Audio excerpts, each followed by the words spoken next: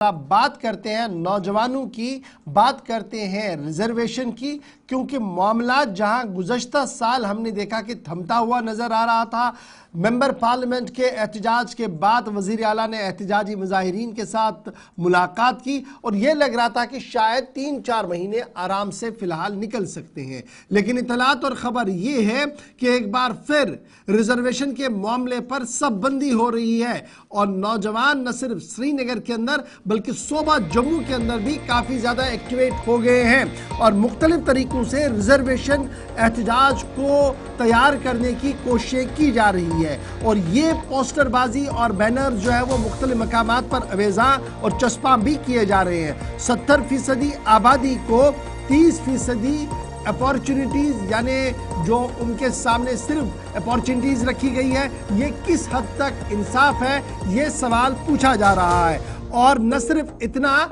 बल्कि अब नौजवान घर घर जाकर रिजर्वेशन के मामले पर एक कैंपेन शुरू कर चुके हैं। एक बड़ी खबर हम आपको बता रहे हैं कि 70% रिजर्वेशन के मामले को, 70% पॉपुलेशन को 30% अपॉर्चुनिटी का फिगर बनाया गया है और फिर डोर टू डोर बाज़ाब्ता तौर पर पोस्टर कैंपेन शुरू किया गया। ये वो पोस्टर्स हैं जो आपको शहर श्रीनगर और मुख्तलिफ मकामात पर नजर आएंगे। पोस्टर्स न सिर्फ अभी नौजवानों के हाथों में है, सोशल मीडिया पर बहुत ज़्यादा इस पर जो है अभी लिखा जा रहा है और मुख्तलिफ जो सोशल एक्टिविस्ट हैं, तलबा तंजीमों के लीडर्स हैं या डॉक्टर्स हैं जो बाहर ज़ेर तालीम है, रियासत के अंदर ज़ेर तालीम है, वो इन पोस्टरों को काफ़ी संजीदगी के साथ ले रहे हैं और सोशल मीडिया पर एक रायनामा को मुनज़्ज़म कराने की कोशिश की जा रही है कि मेरिट पर काम होना चाहिए और जिस तरीके से सियासी तौर पर काम कराने की कोशिश की जा रही है उससे बड़ी आबादी को नुकसान हो रहा है। आपको याद होगा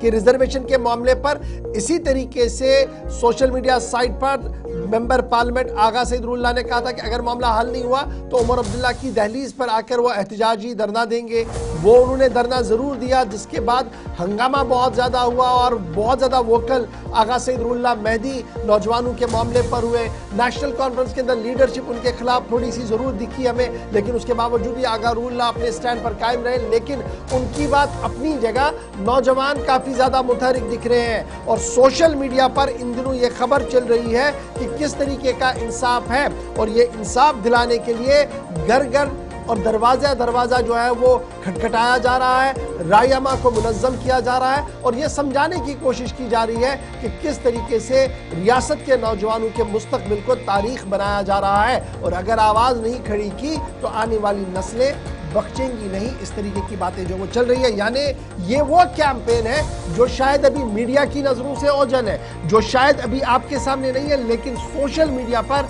हमने 2 दिन के दौरान देखा कि मुसलसल इस कैंपेन में शिद्दत आ रही है। न सिर्फ हैशटैग्स बन रहे हैं, न सिर्फ ये पोस्टर्स लग रहे हैं, बल्कि घर घर जाकर भी इस कैंपेन को मजीद आगे बढ़ाने की कोशिश की जा रही है। मुख्तलिफ तबका फ़िक्र के लोग, जिनमें डॉक्टर्स हैं, पैरामेडिकल स्टूडेंट्स हैं,